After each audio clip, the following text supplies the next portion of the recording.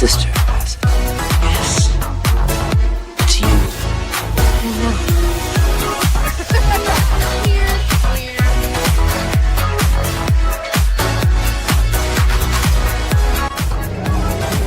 know. Wintertime here at Hogsmeade Village.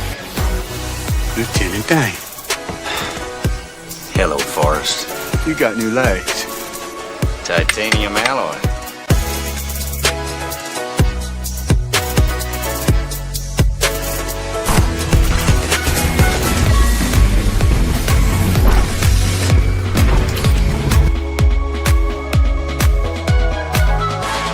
Time for my summer sizzle, cool as a cherry popsicle. No, God! No, God, please, no! No! No!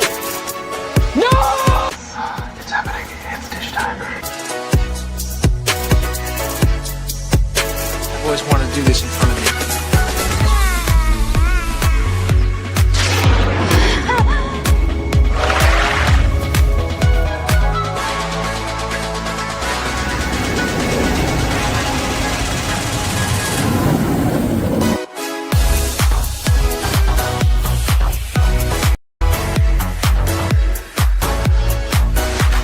Creating content that enlightens and lifts you up. Dish, sir, dish. Me at Splash Mountain, just pepper these in here. Hello everyone, this is Kermit the Frog reporting live from the final showing of Muppet Vision 3D.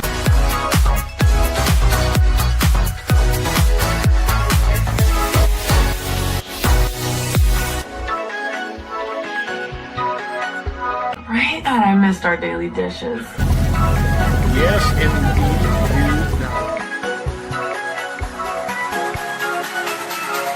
You know, I really don't remember you being this opinionated. Who knows? It's Hollywood, baby.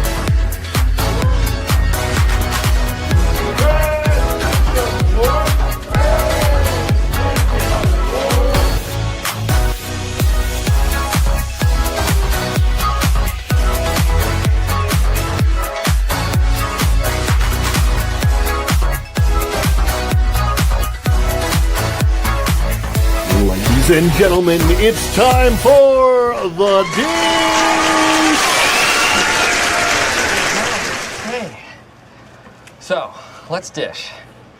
What do you want to dish about? Anything you guys want, this is your time. Welcome back, Fun Fam, and if you're brand new to the channel, welcome in to follow the Bradley's Fun. This is The Dish Monday Night Edition.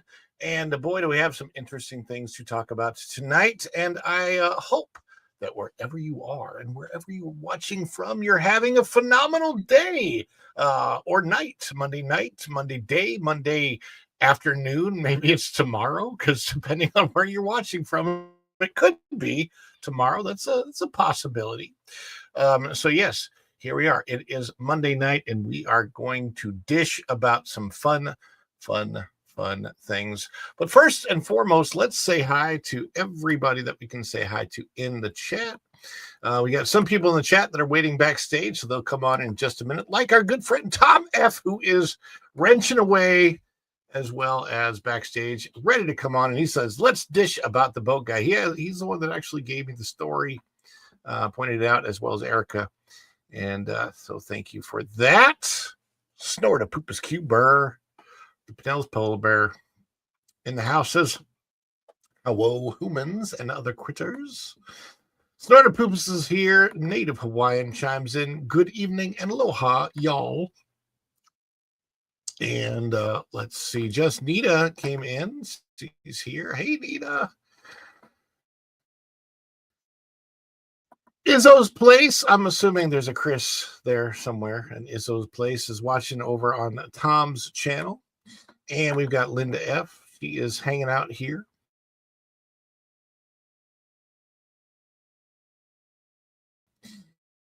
Izzo's Place, Chris.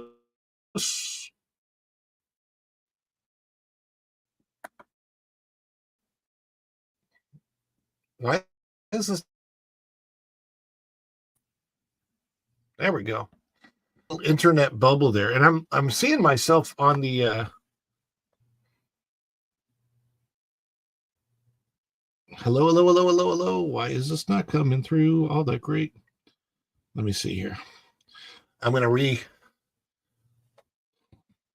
let's double check this. Okay, I think we're back. Somewhat. We're not, it's not coming through. I don't know why the signal is that way. I'm looking over here, I'm double checking, but hopefully it will get good. No, thanks. It's doing something weird there. Anyhow, sorry if I'm a little fuzzy. Hopefully we're okay. Izzo's Place again here, and we've got saying hello, good Tom. Jess Hart's Theme Parks is here. She's in the chat, and she's backstage as well, hanging with Erica and Raph also. Hello. Tony D says, hey y'all. Hello, Tony D. Tony D is in the house. The Wild Man of Yavin. It was a peaceful planet until he brought wild to our skies. I'm getting dry for bed. How y'all doing? Thought I'd stop off and say hi. Well, get dry for bed because it's a good time for that. Kit Kat is here.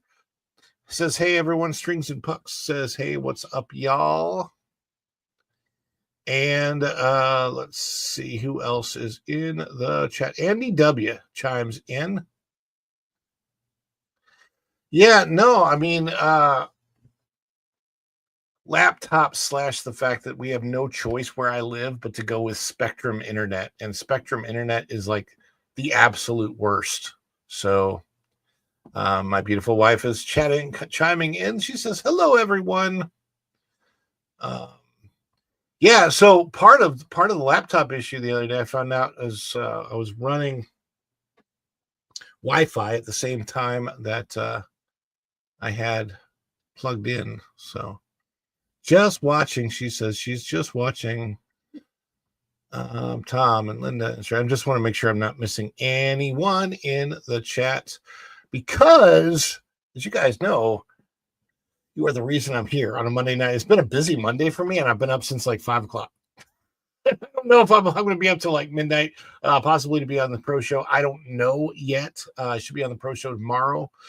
But oh my goodness, I am so grateful that you all are here because we love to celebrate each and every one of you because you are the energon that makes this guy transform and roll out of bed after my afternoon nap to be here with you all. A toast, Autobots.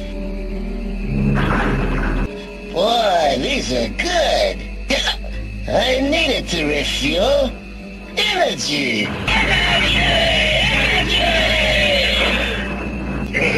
This stuff's the greatest!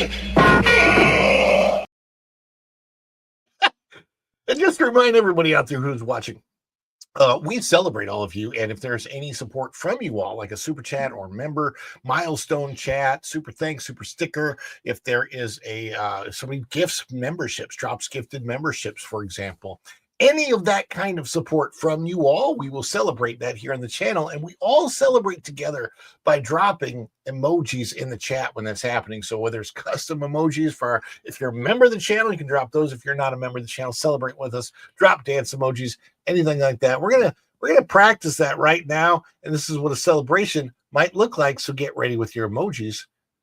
Let's go. Is it too much? Too much. It's a birthday. Oh, this is just the best of us.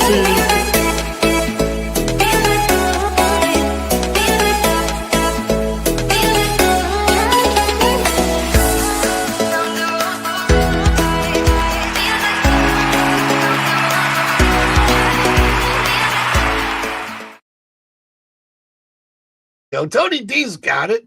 Got the dance emojis going on there. Love that. Appreciate that. We also, there's no specials going on, but I will show it just so you guys can see. There is our Follow the Bradleys fun spread shop. So for all of the products that should be fun, you can check out the Spread Shop if you want by checking out this link right here.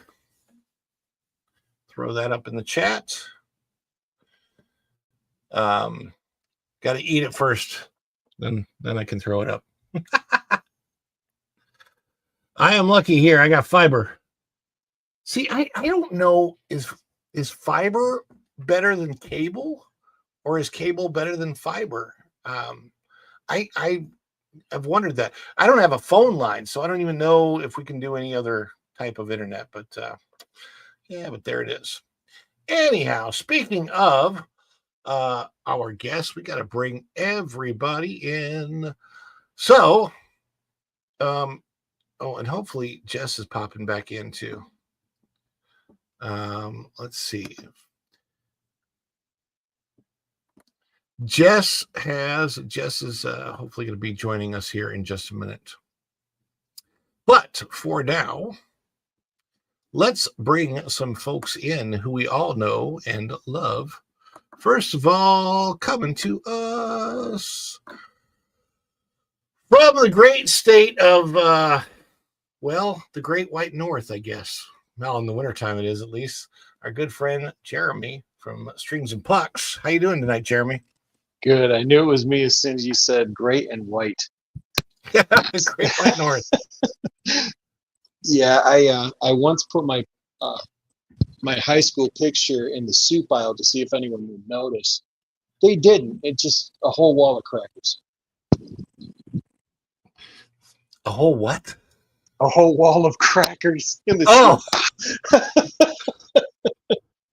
Yeah, I was distracted because I've been writing about Cracker Barrel all day, and so, it lives up to its name. It's a bunch of crackers in a barrel. That's, you're not wrong. So, I missed it. Did anyone see from Jess if she's planning on coming back?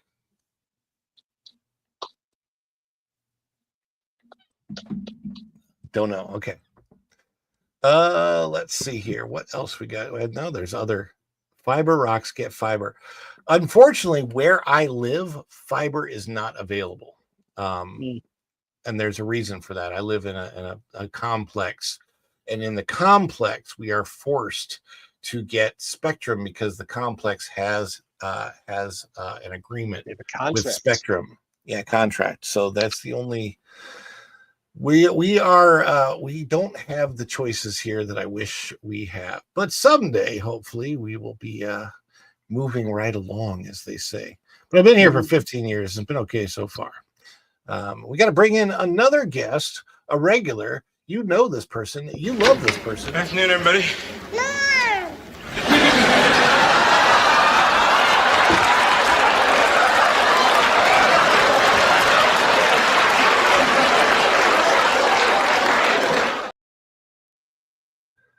Tom!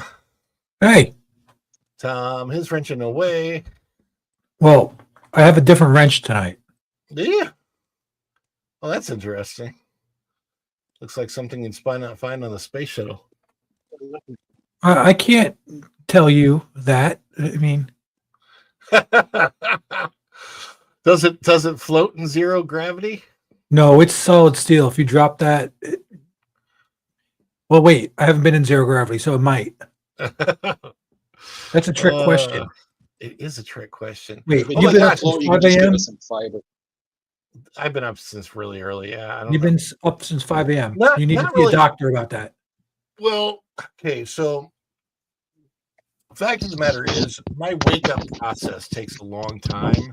So I become slightly conscious and out of dream state at 5 a.m.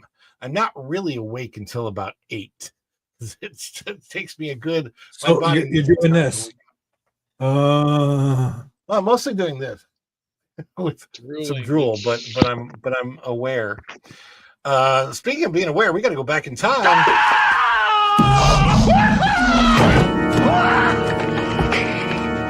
Doc, calm calm down, okay? Just calm down. It's me. It's Marty. No, it can't be you! I sent you back to the future! Hey, Doc, that's right, but I came back again. I came back from the future. Don't you remember last night? You fainted. I brought you home. This can't be happening! You can't be here! It doesn't make sense for you to be here! I refuse to even believe that you are here! But she is here. So I'm a zombie till I've had this coffee. The caffeine, that's always helpful. Yes, indeed. You know, it's funny because people were talking about this in chat, and all my head is wrapped around the fact that I am trying to get my nutrition more correct. I try to avoid the word diet, like saying diet. Technically, I'm on a diet. I'm on a seafood diet. I see food, I eat it. I don't know you're going to say that. Well, I am just trying to watch my calories and my macronutrients and be cautious as I'm working out in a way to as if I were trying to gain mass and build muscle, but I am nutritionally dieting as if I'm trying to lose body fat weight. So hopefully that combo works out, and it's giving me a lot more energy. But the reason I'm talking about the fiber is it makes me think, you need more fiber in your body to help the body expel the things you don't want. So we should send some fiber to Disney. Yeah, well, we'd all love to expel a lot that we don't want from over there. Hi, everyone on the panel and chat. Hi, Pam Empson. How you doing? Good to see you there. I'm trying to get all my devices in a row.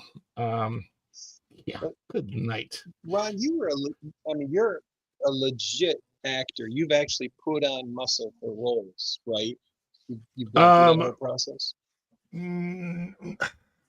I mean, technically speaking, you could say that I was a stage actor when I did Joseph and the Amazing Technicolor Dreamcoat. I was a stage actor, so I was working out every day for that and to try and be in shape for that. And like our comparison is that we had a totally jacked, ripped guy who played Joseph in Joseph and the Amazing Technicolor Dreamcoat. I was supposed to be one of his older brothers, so I didn't have to look quite like that. But there was a whole long extended scene in that show on stage where like our midriff was showing, our arms are showing, legs are showing. And so you want to look decent. But as far as putting on muscle for like a movie or something like that, no, I've never had to do that. And I haven't taken on that kind of a role.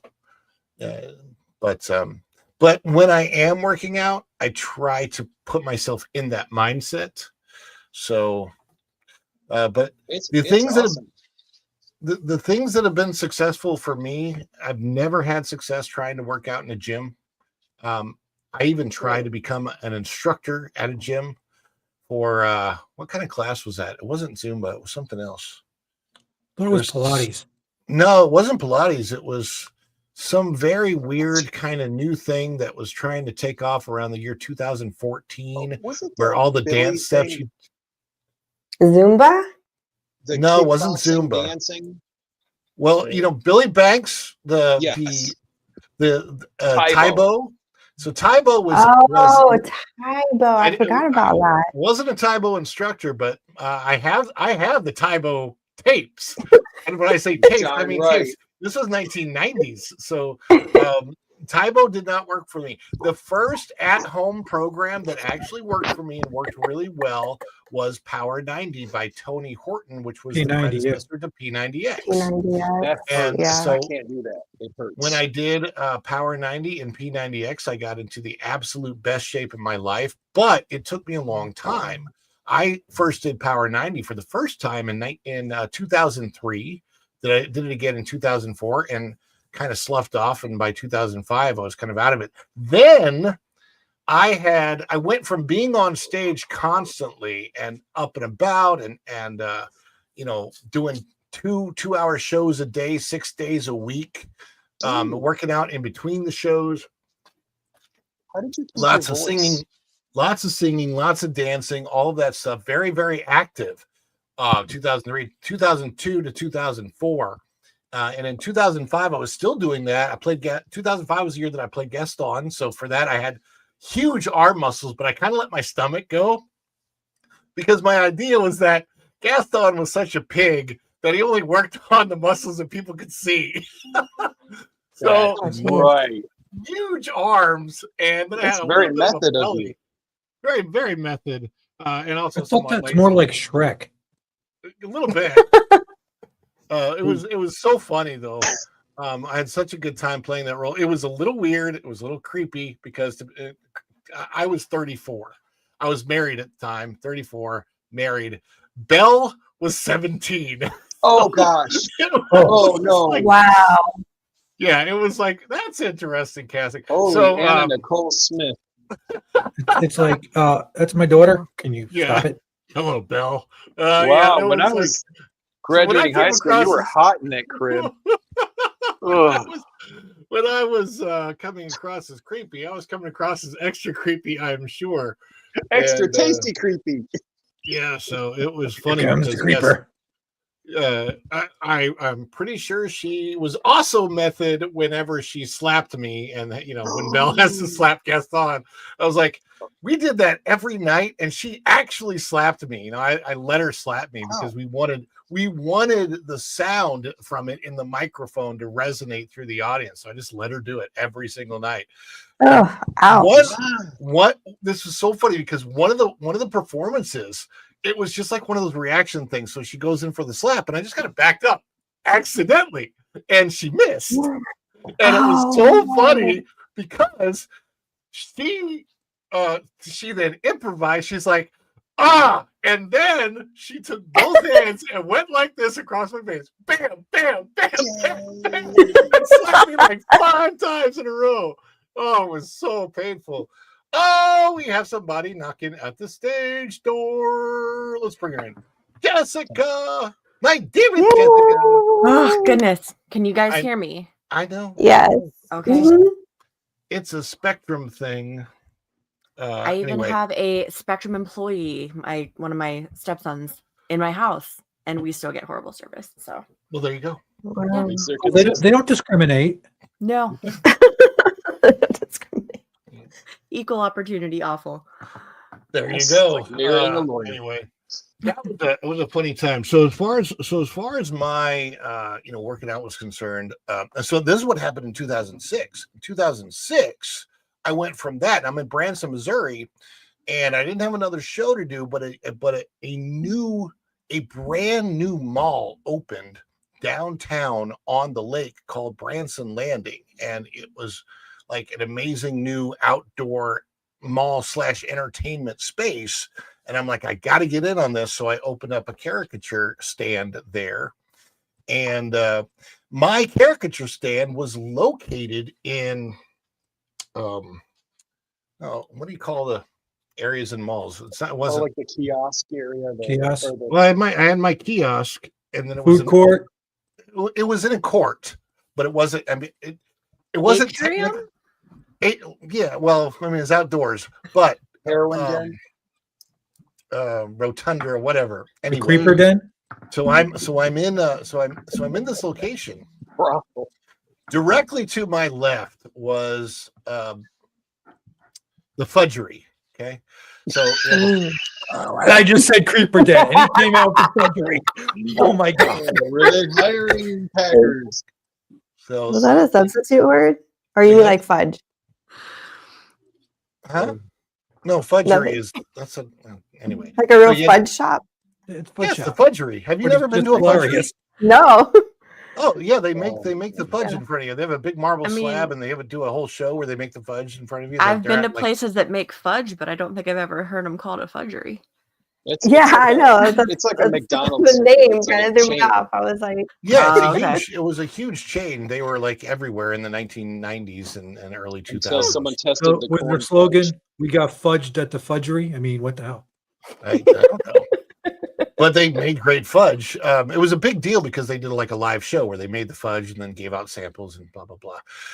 So I had the Fudgery, and then I had Famous Dave's Barbecue right behind that, and then I had a pizza place, and then I had Marble Slab Creamery, and then I had Auntie Anne's Pretzels. All of that was in the court with me. Oh my! Well, I made a deal with every single one of them to do free caricatures that they could display of their employees. So they all had my caricatures up in their shops as part of their decor, which helped my business out because it advertised my caricatures. But at the same time, I was giving them those caricatures for free in exchange for food.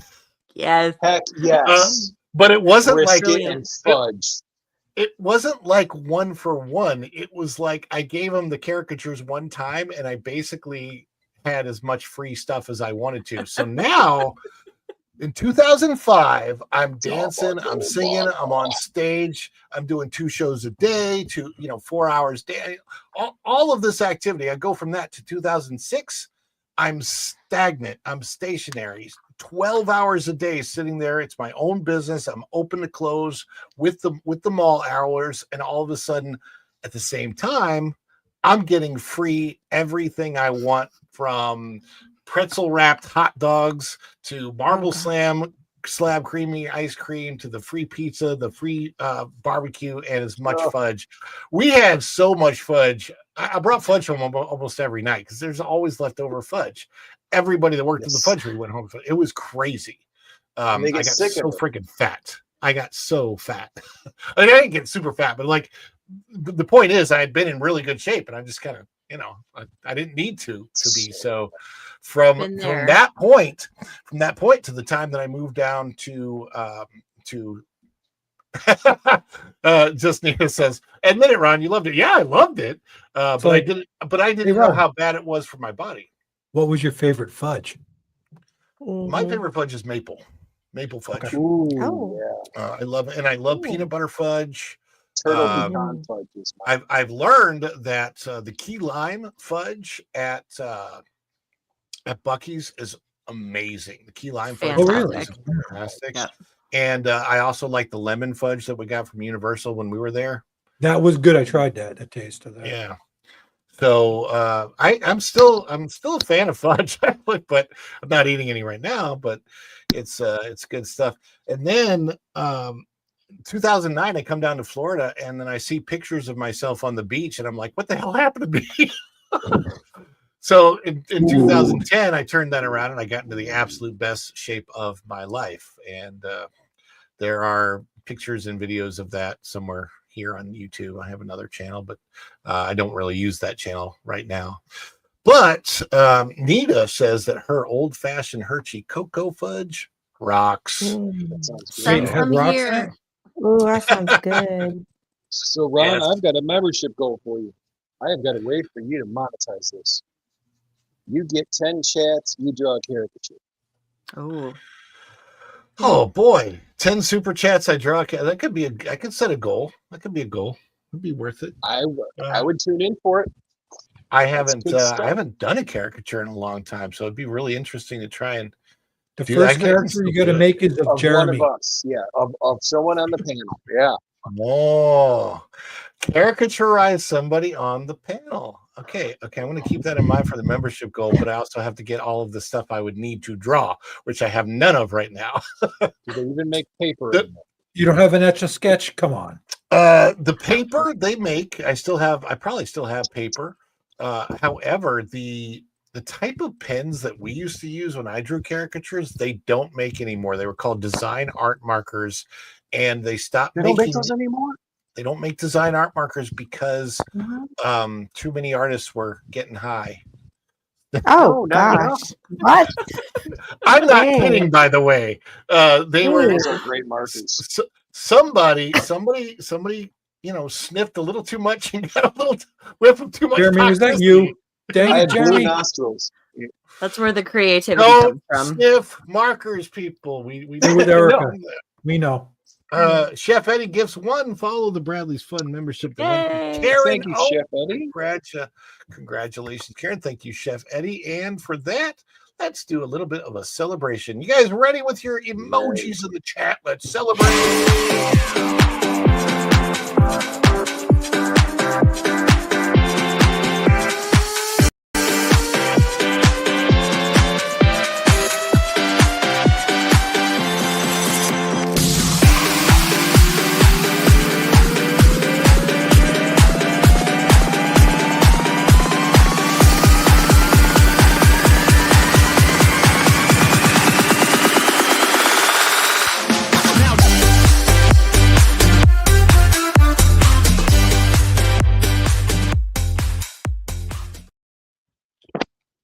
Yay! And check this out. I got to bring it up. Go and Shogi dropped 20. I don't have a Culture Casino, but what does he call? I need a name for this. I need a name. I need a name for fun cash, fun dollars, fun funds. There we go. There you go. We'll have fun. $20 and follow the Bradley's Fun Funds. Yes, Beach indeed. Boys song. There you go. So yeah, we got another celebration. We got a little Culture Bear.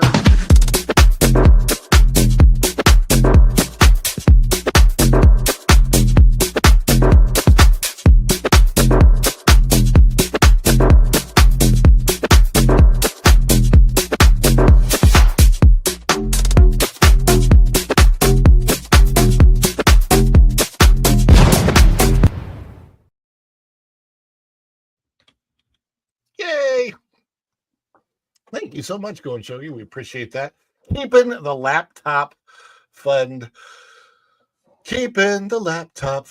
going. We have some interesting news tonight. All the news that should be fun. I have news. What type of news is it? Well, to be perfectly frank, it's bad. Maybe if you tell me the bad news in a good way, it won't sound so bad. The bad news in a good way. Yes, I can do that. Well, here goes. Wait till you hear this. Okay, we have out of WFTV some very, I don't know if this, well, it's bad news for the people that it happened to. It's so sad. But also it's kind of just funny. I wish it wasn't that. Weird stuff, man.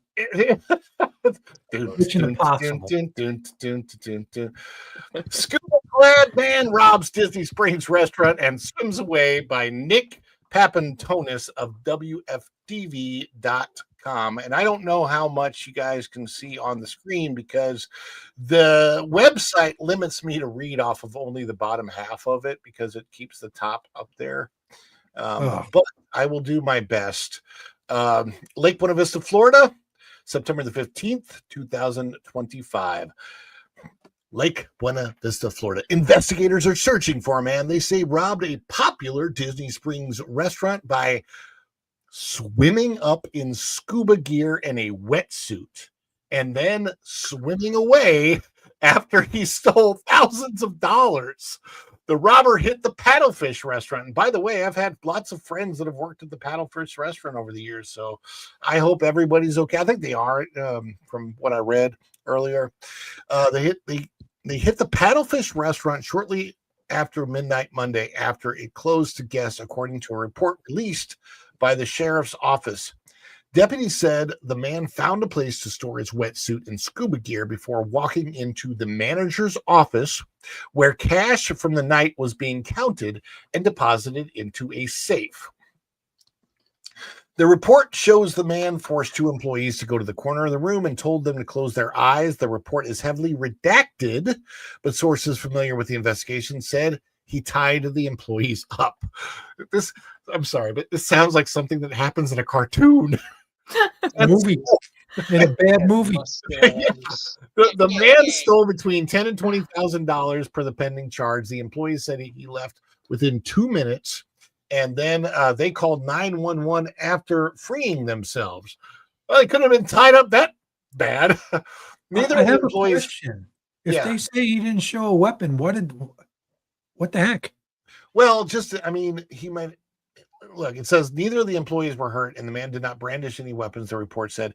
After leaving the replica steamboat, and the reason they say that is because Paddlefish looks like a steamboat, but it's actually a permanent set building. It's been there since they opened the property long before it was called Disney Springs. I think it's been there for about 50 years. So after leaving the replica steamboat, investigators believe the man donned his scuba gear and jumped back into the pond. They call it a pond. It's not a pond. It's a big lake. A search for the man immediately after the robbery was reported yielded no results. A picture released by the agency showed the man appearing to spray paint a security camera. The employees described the man wearing tight clothing and a blue beanie. They said he was slim, approximately 5 feet 10 inches tall. The owners of Paddlefish referred all questions to the sheriff's office. The sheriff's office said the investigation was ongoing. The restaurant opened as normal to guests at noon on Monday. There were no obvious signs of an increase in security around Paddlefish, although tourist attractions are normally under extremely tight security by Disney staff and sheriff's deputies, much of which is not visible to the public. That's all they have, I believe, in this story. So it's not a whole lot that you have to go on. But I do want to put up this map of Disney Springs and so you can see it. And I don't know if I can close in on the map. If you look towards the center of the map and you look in the lake area, you can see the boat, which is Paddlefish, off to the right of center just a little bit. You see like where the land comes up, veers up into almost a point, and then goes over to the right. That's where Paddlefish is. So if I had to guess, he probably came in on the water, like swimming under the water from the Saratoga Springs side of things. Another guess. Over by the other parking lot on the left-hand side. Oh, that's way far. Yeah, but that lake isn't much. And if you're scubaing, there's no cameras there. There's nothing there to see you. There's nobody going to, if you planned it out that much. It's possible, but also there's possible alligators. Yeah, well, it's possible. That's what I said, remember?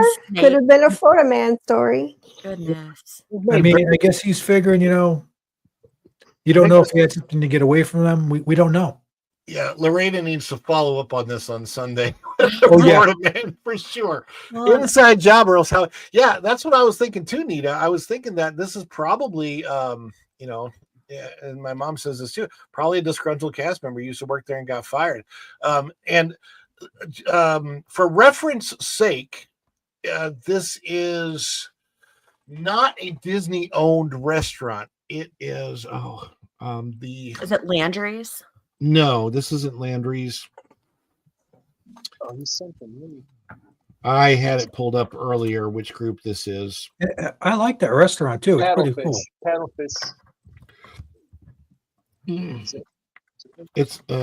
It's owned by let's see, Paddlefish.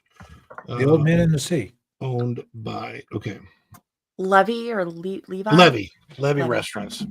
Yeah, so they also own the Italian restaurant that's on that property, and they own several others.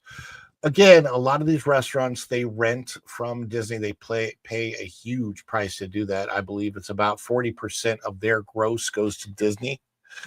So they they have to make a profit off of 60% of their intake.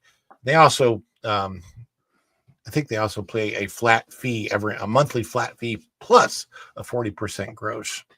That's my understanding. I'm just going to take a guess. Do you think this would trigger them to go cashless? You really hard to do that at a restaurant because SeaWorld went cashless because of shrinkage. Yeah, I'm surprised there was that much cash. No, that's about right. I mean, you're talking about cash that's stashed in the safe too. There's not a huge amount of cash.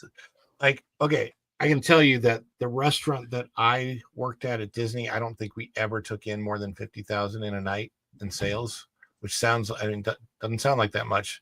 It's not that much. The restaurant I worked at was losing money, so that's why they've gone to only 5 days a week that they're open, and it's still very easy to get a reservation. It's a great restaurant. It's just very underrated. But the Paddlefish, you can see now the boat where that is. So he must have come up, and I wish I don't have a way to do a pointer on this, but you can see the boat on the right hand side of the screen. Just going to the panel though. How do you think any of this was pulled up? Do you think he might have been a former Levy employee? I don't know if he was a Paddlefish employee. I bet you anything he was at least a Levy employee. Well, Yeah, I would certainly think somebody's got a grudge. It was very targeted for that specific restaurant, which is kind of strange to me. But also, I mean, wetsuits are not easy to get on and off. How did he get completely out of it and then completely back into it in that amount of time? If they're saying it was only about 2 minutes and then he was out of there.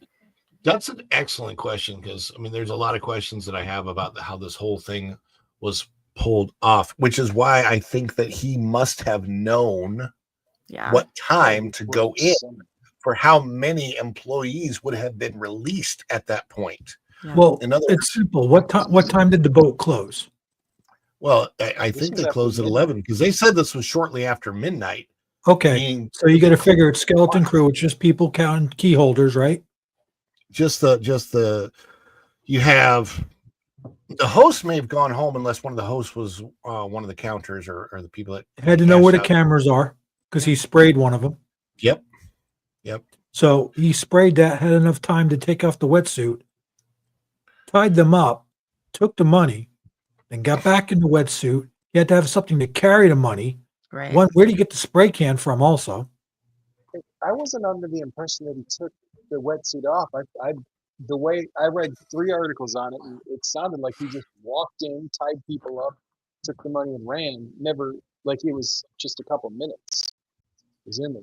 I never thought. See, in order to pull that off, it was a planned operation on the one hand, but on the other hand, I mean, I don't see how he's going to continue to get away with it. And this guy's going to get caught. Oh, for sure. Either that or it's a one and done. Well, it probably is. It might be a one and done, but even if it is a one and done, there's too many cameras around property that picked him up somewhere. Yeah. So there's cameras in the parking lot. There's cameras. That's what I'm saying about the other side there. Yeah. Yeah. But even so, I know there's a lot of cameras over there because that's where they station the drones for the drone show when that's going on. That's the Strawberry Lot, I believe. on that Yeah. side. So But what I'm wondering if he came in from one of those canals because there's enough of them. Yeah. I know there's gators, but if he swam up to it and scubaed up to it, I mean, if you were going to go close, why would you need scuba gear? I swam mean, away. I think that was his getaway. But I don't. It's so dark. How could he see where he was going? Right. I don't know. I mean, it's he must have had lights. That lampy thing that they. You know, one of those little. What was that in James Bond when they held on to the thing and they pulled him under the water? Yeah, those are cool. I remember Like an a number of underwater- years back, somebody did this at Fort Wilderness and Discovery Island, but Really? they found them pretty quickly. Like the guys that are out there kind of, around the clock on the boats for safety and everything were able to go right out. It's still crazy. It's just to think it's like we have enough crazy stuff in Florida. Now we have the scuba bandit. Scuba Steve's when did Scuba Steve go from being a superhero to a super bad guy? Times are hard. That's so funny. Yeah, you're not wrong. Scuba's got to eat.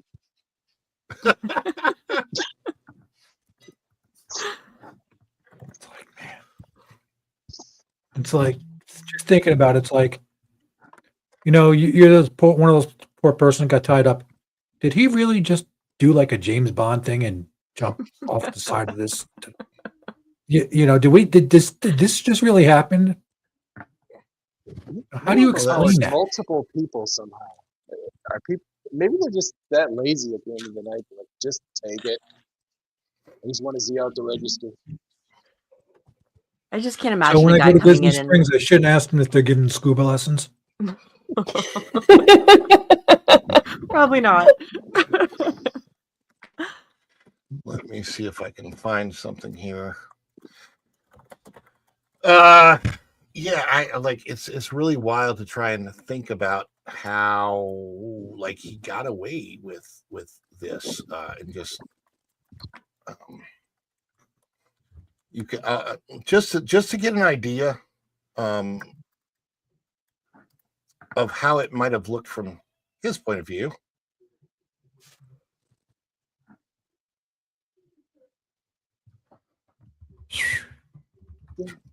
So there Would in they have this any footage you can reason? see there's the boat. Okay. I mean, the only reason to do this obviously is it's got to be a disgruntled employee. Hey guys, I don't see how it could be anybody else. This takes so much effort. There's Paddlefish. That's how it looks at night. He probably came up on this outside area of it. And of course this is sunset, so it would have been even darker than this. I took this footage just about a year ago. So he might have had if he's a disgruntled employee, there's a really good chance he had help from the inside. Like, well, it makes you wonder if those two weren't involved. They're saying they were just told to like close their eyes and not look, and yeah, I don't know. Well, the manager has to be there. I don't think the manager is going to take that kind of a risk, but you never know. You never really know with these type of things. So, but yeah, at least for now, it looks like he's getting away with it, and I guess he didn't get sent to Alligator Alcatraz after all. So, maybe he's trying to bail out the people from Alcatraz. This will be Just Nita writes the next headline: Scuba diver bitten by alligator after robbing paddlefish restaurant at Disney Springs. We'll be looking for that, and if that's the way it turns out, it will end up definitely on Florida Man for sure. But yeah, that's it'll be doorbell footage that gets this guy. Some ring footage of what they thought was Sasquatch coming out of the water. Oh my God, he's weird. It's the Florida Sasquatch. Sasquatch. Well, I have another question for you guys. Are you ready for yet another Cracker Barrel story? Oh gosh, there's more to the story. Jeremy faded to black because of it. Jeremy faded to black, and we lost Jess. We lost Jess. Dang it, Spectrum. Yeah. Jess, send us a message from somewhere beyond. What happened to Jeremy? Now we've lost Jess and Jeremy. So now we have to riff for a couple of minutes until we get these guys back. This is actually maybe just a good time for me to just start the next story, a Cracker Barrel story. Again, can you believe it? There's more? There's more. Yeah, just when you thought it was safe to go back to the crackers. 30% more crackers and 2% fewer You barrels. say that, Jeremy pops back in. That's right. I'm here for the soup. He's all cracker and no barrel, baby. I've got a really funny story about that. I went to Wendy's and ordered some. The counter said, "Did you call me?"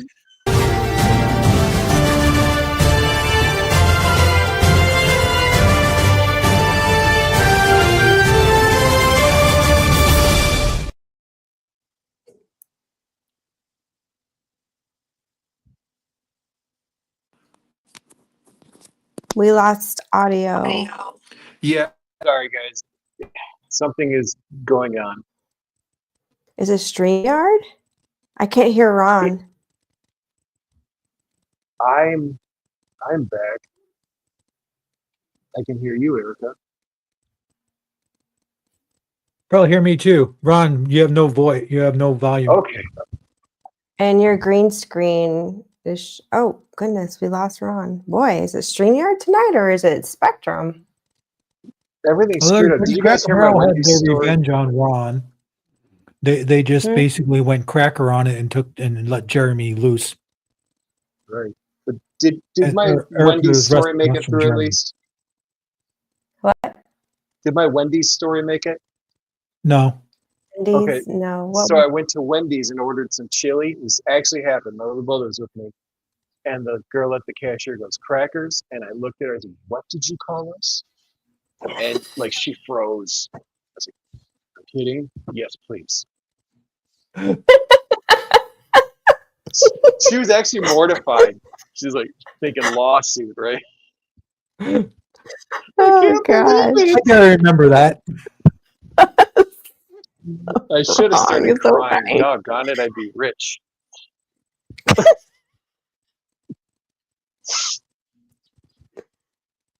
Still can't hear you, Ron.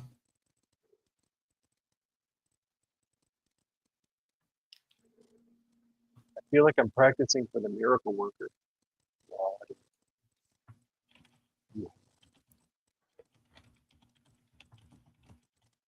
Bet you can hear me now. There we Yes, There we now go. we can. Yeah. Helen, When StreamYard kicks me out, then when I come back in, they default to a different microphone. So yeah, it's Ah, I hate it when that happens. yeah, and I've got the 5, and I'm like, what are these 5? I have one microphone. Why is there 5 on this list? I don't know where they're coming from, but That's they're left haunting me. over. That's weird. They're vexing me from stuff that I need to get off the background of the computer. Anyhow, we do have another Cracker Barrel story. I wasn't kidding about that. I think we might have even had it on the screen for half a second. Let's see if I can get it to work right this time.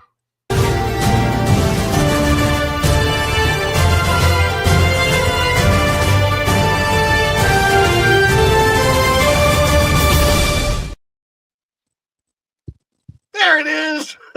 Yes. And if Jessica comes back, we will add her back in as well. This says Cracker Barrel restores original signage logo after historic backlash, but is it too little, too late? Written by somebody I know, Ron E. Bradley. That's me out of thatparkplace.com. Who's that guy? I know. Why is he writing? I don't know. But I got to say, like, this is my first article with a tight deadline today. And so thank you, Marvin, the movie monster, Montanaro, the editor-in-chief, for editor-in-chiefing this, because he did, and it's great. And I really, really appreciate what he did. But so there it is. Here's what happened. Cracker Barrel posted a video today that showed workers tearing down new modern signage to put the classic Uncle Herschel sign back in its place. But the audience is letting Cracker Barrel and its CEO know that this problem never should have happened in the first place.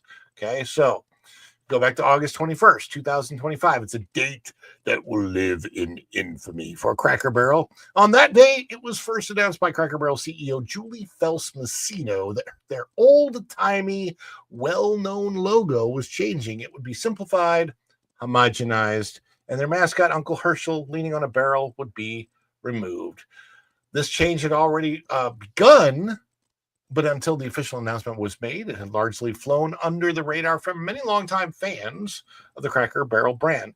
This move not only met with firestorm of online backlash, but it inspired an investigation into other changes being made by current Cracker Barrel corporate leadership that, once uncovered, opened a Pandora's box of decisions that absolutely fly in the face of Cracker Barrel's longstanding consumer base and what the company has traditionally represented. Now, we all know about the backlash, so I don't want to talk a whole lot about that because we have covered it kind of extensively. But I want to cover if I can get down here to what happened today. All right, so Cracker Barrel caved. Cracker Barrel stock tanked on August 21st after the initial announcement about the removal of Uncle Herschel from the logo, losing nearly $100 million in market value in a single day.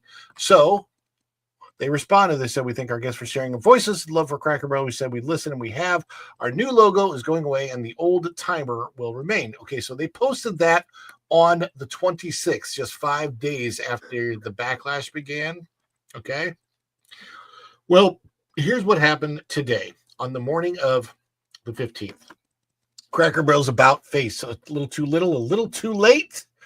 On the morning of September the 15th, 2025, Cracker Barrel posted the following on X. So this was up on X just this morning. Here's what the post looked like. Like any good relationship, sometimes you just need a little tune-up. I'm just looking at the wording of how they put this out today. This is literally a huge screw up on their part. I mean, astronomical, like ginormous screw up. And this is all they posted. Like any good relationship, sometimes you just need a little tune up. We're going back to the things that made us fall in love in the first place. Made us fall in love? No, it was made, the audience fall in love with you. So it shows. There's a video. I don't think it'll let me. Will it let me play it through here or not? Let me just mute the sound, and you can see the video playing. Can see that here, right? So here they are, and they are restoring the old Cracker Barrel logo sign. Okay, they're taking out the new sucky one and putting back in the old, and they're also taking out the old the new decor and putting back the decor that people have learned to love over the years at Cracker Barrel, the antiques on the wall.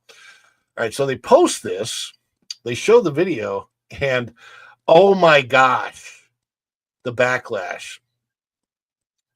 So the post shown in full above came with a video showing the replacement of the new sign, original Uncle Herschel sign on one of the restaurant locations that had already been changed. Okay. The video also shows workers changing back the decor inside the restaurant, but the question remains how much brand damage has already been done. And apparently it's a lot.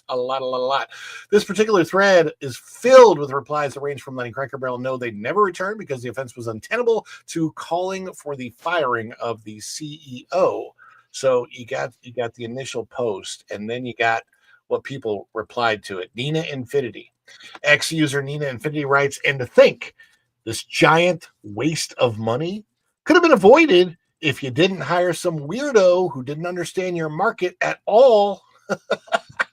That was one of them. Charmaine Harbert wrote, did you fire the woman that thought Americana and tradition didn't matter to the majority of us? The woman who tried turning your homage to times gone by into a soulless box that erases the America that felt like home to we Americans that aren't new here. Your store represented our traditions, our culture. Everywhere we look, we see ourselves being replaced, erased by the likes of people like Julie Massino and her quote-unquote army of cowardly yes men that haven't got a clue as to what really matters. Okay, those posts were the tip of the iceberg, and frankly, some of the nicest replies on this thread initiated by Cracker Barrel. Many of the more fiery ones were heated enough to use some not so family-friendly language, and that is understandable considering all that the Cracker Barrel brand has stood for decades. Traditional Americana, a great home-cooked meal, friendly conversation, and that simple neighborly feel. And there's the culprit, Cracker Barrel CEO Julie Phelps Massino. That's Taco all. Julie. Yeah, Taco Julie.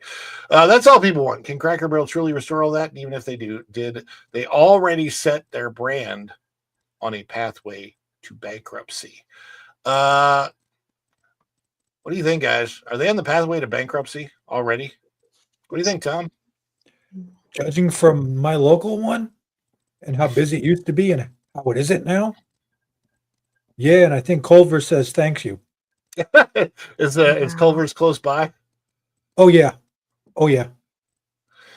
Because right across from mine, the closest there's a Mexican restaurant next to it, but across the street, catty corner, is a Steak and Shake of all places.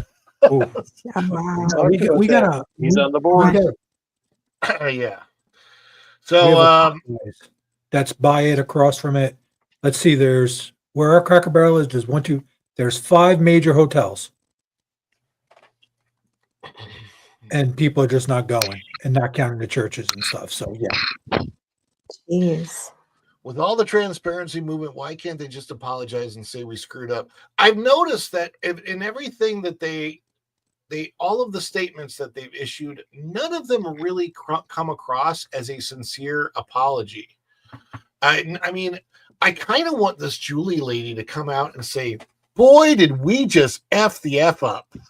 Like, we are so sorry. We I just pronounced that like a Canadian. So sorry. Like they did not read the room. Yeah, and just like Disney, one day Disney will go too far, like TSI and Rivers, and Disney will be done yeah, I mean, if they keep going that same way, I will. I mean, I'm glad that they're trying to correct the problem, but who else thinks that nobody's going back until that CEO is fired? Anybody on the panel think that, Erica? Yeah, I think so. But I feel like too that out of all the companies that have gone in this direction and have suffered greatly for it, I feel like Cracker Barrel, I think, has, despite their shortcomings, I think have made the best efforts thus far to try and make amends with the public. Not saying there's not room for improvement, but compared to like other companies, I feel like they've done a turnaround quicker. Yeah. I don't know. I feel like a little bit of grace could be extended compared to like other companies that have just been more stubborn about it than Cracker Barrel. It's going to be interesting. Jeremy, what are your thoughts on this whole debacle?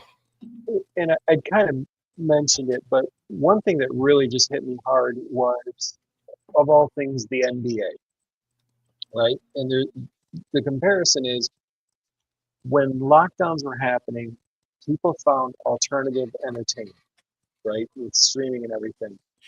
The NBA just posted that their finals numbers were akin to those the year after Jordan retired. Not good.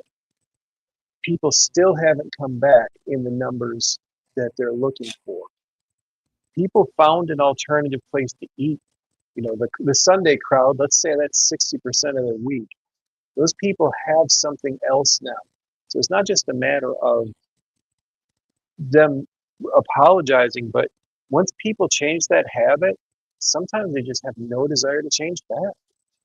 I think it's permanent. I think they're going to lose 20% of their restaurants, and because of giving up all that money. And the thing is, so you have two types of crowds that go to Cracker Barrel. You have local regulars that live around the local Cracker Barrels. A lot of these are in small towns.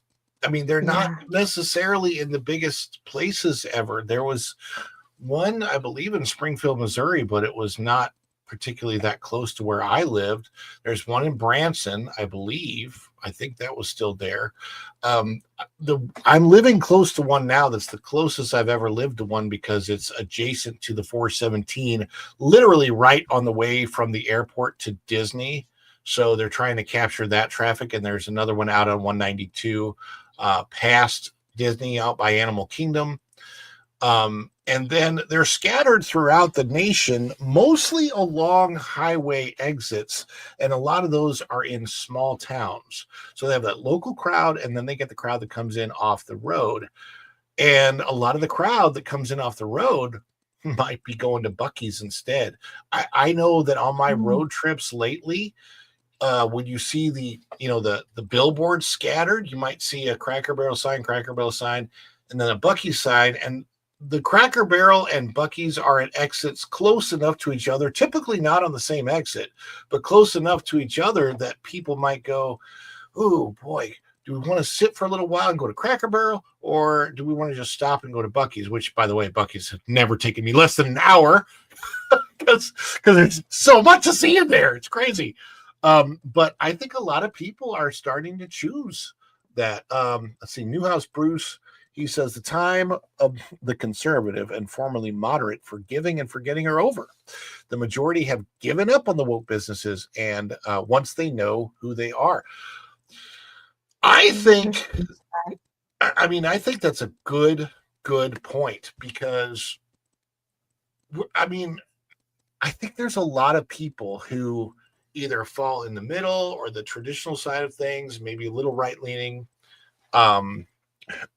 And we're sick and tired of just being constantly offended. Like it's not okay ever to offend the other side, even the most little bit, or they just blow up. They go crazy. But they can offend us all they want constantly. And they've been getting away with it for decades and decades and decades and decades, just eating away, chipping away, taking advantage of the fact that most people that are somewhat conservative or traditional are really nice people. Like at heart, we are. It's funny because oftentimes that side touts how much that hate is coming from us, and I'm like, no, it's not. If it was, you wouldn't be allowed to say what you say, and you can say a lot. And we just let you, because that's who we are. We are freedom loving people. We're liberty loving people, and traditional people love the idea of that front porch that you can just sit and talk to your neighbor on, or maybe a stranger that came up. We don't even know where they came from, and they'll sit down next to you in that rocking chair, and you have a conversation. And it's all about being kind, loving each other, and hopefully enjoying some fresh food. What about the other part of the controversy where the food wasn't fresh? That's the part that bothers me a lot. Yeah. That could be what's more the nail in their coffin than the woke stuff is the food. And then not only were they coming forward, you had other food chains and insiders, like the fast food industry was coming forward with what they're doing to their food, from Taco Bell to McDonald's. And we're in the fresh food era where people want fresh ingredients. That's the trend that we're in right now when it comes to eating out. So, and my only solution to that is if they were to remodel their restaurants to gain even that percentage back into their restaurants in terms of food quality and food trust, is you're going to have to build open kitchens and let people actually see the cooks cook the food. Figure out a way to do an open kitchen. Like Chipotle. Surprisingly, one of my favorite restaurants that is a Disney restaurant has an open kitchen, just like that, just like what you said, but it's not at Disney World. It's at Disney's Vero Beach Resort. It's the Wind and Waves restaurant. If you go down to the Wind and Waves restaurant on the resort, you can see everything that's cooked. You can see, I had a special order. They were great for an anniversary one time. They had a special the day before my anniversary. They had swordfish on the menu. Swordfish is my favorite type of fish to eat when it's cooked well, the right, not well done, but correctly at a restaurant. And the chef went out of his way the day after to go ahead and get me that swordfish on our anniversary so that I could have that. And it was so nice of him. I was way back in, I want to say 2021, I believe. Yes. So the vlog is on the channel. One of my favorite vlogs is not well watched, but it's we had such an amazing time. That vlog actually covers 2 different visits to Disney's Vero Beach Resort.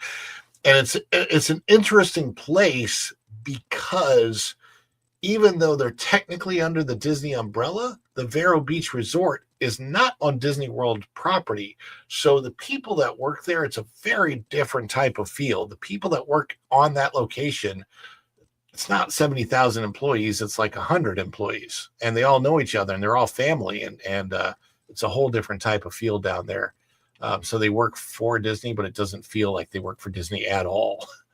As a matter of fact, I would question whether or not the people that work at the Vero Beach Resort even have to be part of the Disney, like part of the unions that are at Disney World. They may not have to be. Hopefully they don't have to be, because the unions are, I'm not a big fan. Swordfish is delicious. And you made a good point in the chat too, Jeremy, about the $700 million. We haven't even brought that up.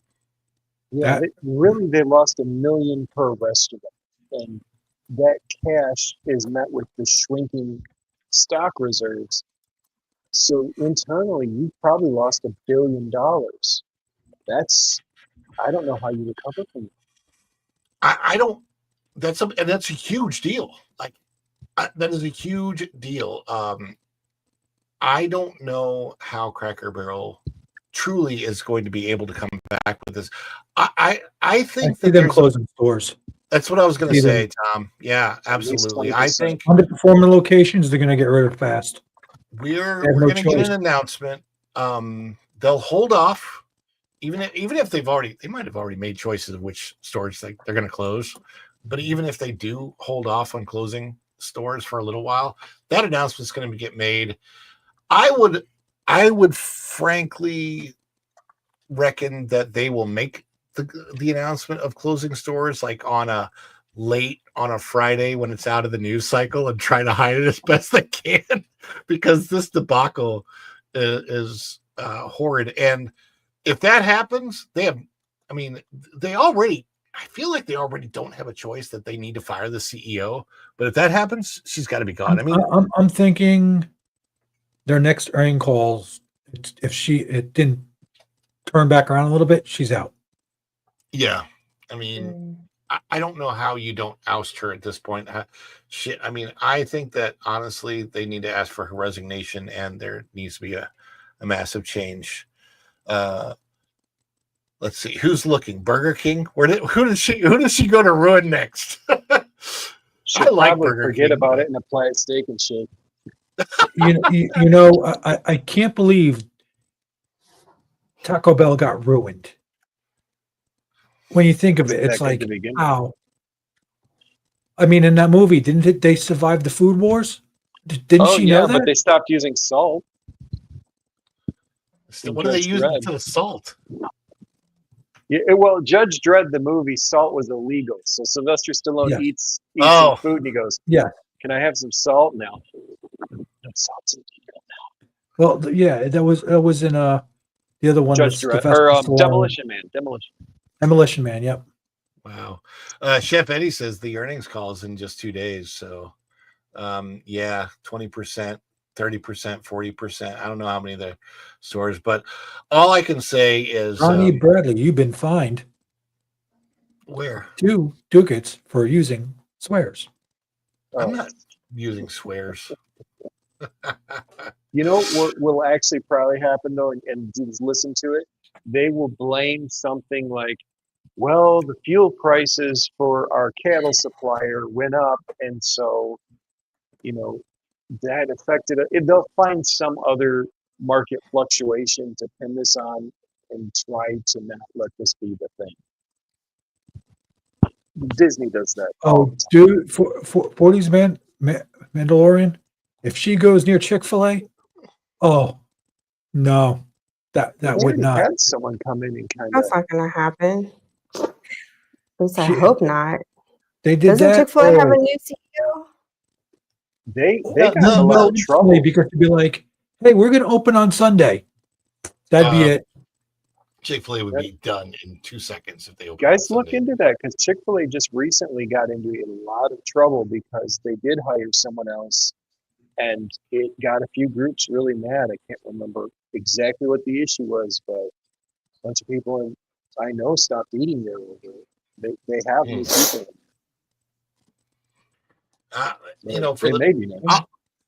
Honestly, for the most part, this is not something I pay a whole lot of attention to. Now, I went to Cracker Barrel for Thanksgiving last year and noticed that there was a slight change in the decor, but in our local restaurant, all that meant is that there was like basically a white coat of paint where the brown was. All the decorations are still basically the same as they were before. It just looked like they'd lightened up the restaurant a little bit. And I was like, oh, okay, well, that's fine. It really was very, very subtle. So a lot of this stuff, like, Jeremy was talking about Chick-fil-A, it gets glossed over in the news. Nobody ever notices it. It's behind closed doors. But that's what makes this Cracker Barrel thing so fascinating, is that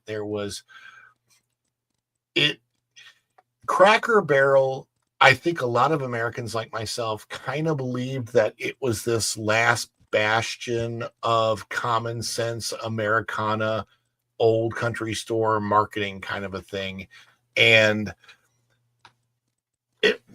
we as Americans, patriotic Americans, we deeply hold on to that kind of stuff. We love it. We want the nostalgia. We want something that says, hey, this country still has a chance, right?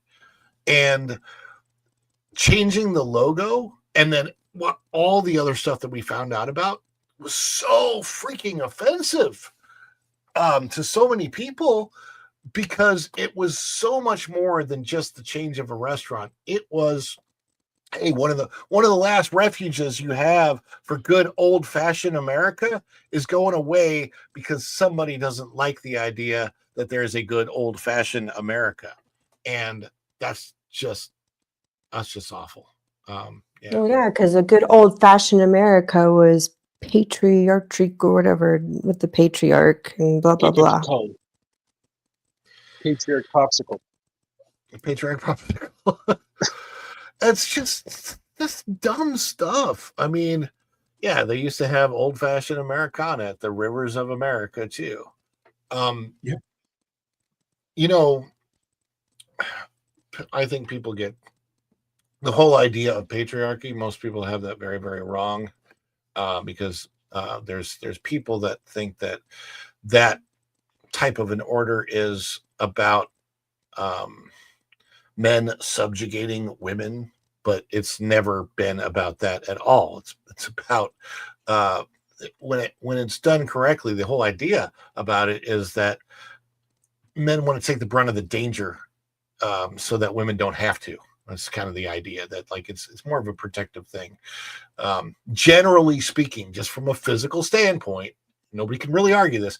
Most men, except for like most men are bigger than women, except for like Brittany Grimes, who I'm not even sure is a woman, but for the most part, historically speaking, the physical prowess part of humanity is generally given to men, while women are generally smaller. That's not always the case. Sometimes you get a Daniel Radcliffe who's only 5'5" and probably couldn't take care of himself if he wanted to. So, but yeah, it's always been about protection.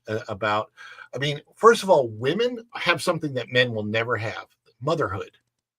I mean, it's an incredible blessing that that name, 91 lasexers. Women have motherhood. Men can't have that. It's a closeness to a child that we never get the opportunity to have or to experience, and we don't know what that's like. And it's basically impossible for us to even imagine what that's like. And us women spared you from that pain. Yes, you did. We're protecting you guys from that pain. It's a pain that we could never. You pay us back for the next 18 to 32 years afterwards. Oh my goodness. Yeah. So in other words, there are some aspects of our roles that we couldn't change no matter how much we wanted to, because of just biological laws. Science. People say that they believe in science, believe in the science. Okay. Well, we were created to be complementary, not like this, where one's supposed to dominate the other. What we can do, you can't. What you can, we can't. And there's nothing wrong with that. It just means it's not right or wrong. It's just different, but it's complementary, because that is what makes the family unit tick. Yeah, exactly. I mean, Erica, you can't grow a good beard like I have. No, thank God for that. I don't know about that. that. I get hot in those things and like itching. No, not at all. I can't grow a good beard like you have either. So, I don't know. Yeah, I've been told I stink by a lot of my friends because I can grow it. Yeah, I get. When I had to play the role where I wore a beard, I had to fill it in with makeup. It was embarrassing. What? Yeah, true story. I mean, I had a full beard, but they were like, it was so patchy that the best look on stage, I just had to fill it in with some makeup. See, Jeremy, me and Jeremy are working something. He's going to grow his out. We're going to reform a new ZZ Top. We're going to call it ZZ Cracker. Gosh. No. ZZ Cracker. We're using banjos. So, Ron, you got to get in on this. We need you to be the drummer. I don't know. I have long hair, but yeah, but you gotta instead of growing a beard, you just gotta grow one little piece of goatee out. Oh, that a soul patch, 3 foot long soul patch, soul patch. Well, maybe so. All right, guys, we got one more story that I want to get to before we end this thing tonight. It's when you think of this story, think of Lowered expectations. we're going to do a story about a person who has lowered all of our expectations about her over especially the last decade. Actually, it's kind of crazy. This is a person who I used to like the comedy that she did way back in the 1990s and some of the roles that she played. And now she's just gone off the deep end. I don't think if she were at Walt Disney World, I'm not even sure that she would know which park she's So in. I She'd be think like what this. happened is I went to Epcot. You can go around the whole world, and I had a couple in the Germany section, and I thought I went to China. Anyway, I'm a knucklehead. But I'm sure this. And this person is definitely a knucklehead and not in any kind of a good way whatsoever. I have been, generally speaking, and those, some of you were on the stream with me. We did the video where we respectfully memorialized Mr. Charlie Kirk. And I've been, generally speaking, avoiding news about Charlie Kirk because I don't want to get into that. What did this heifer do now? The channel, but this is about basically this lady's role in pop culture is what brings us to this story. Rosie O'Donnell repeats a debunked smear on Charlie Kirk that even Stephen King walked back. Yeah, I mean, there's been a lot of attempted smears against Charlie Kirk, which, by the way, are ridiculous. None of them should have ever been uttered at this point in time in the first place because he just passed. This situation with him just happened, and it's disgusting and rude and insulting for anybody to say anything negative right now. Even worse, the fact that it's really gross and disgusting. Some people are even celebrating it. But these whack job leftists, I gotta say it. I mean, it is what it is, and she is that way. Rosie O'Donnell. This story is by Marvin Montanaro out of That Park Place.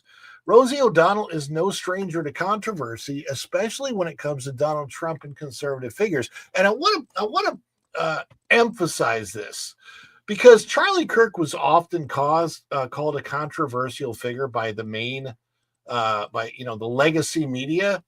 How often have you heard legacy media called Rosie O'Donnell a controversial figure? Ever? Only when she's sponsored by Weight Watchers.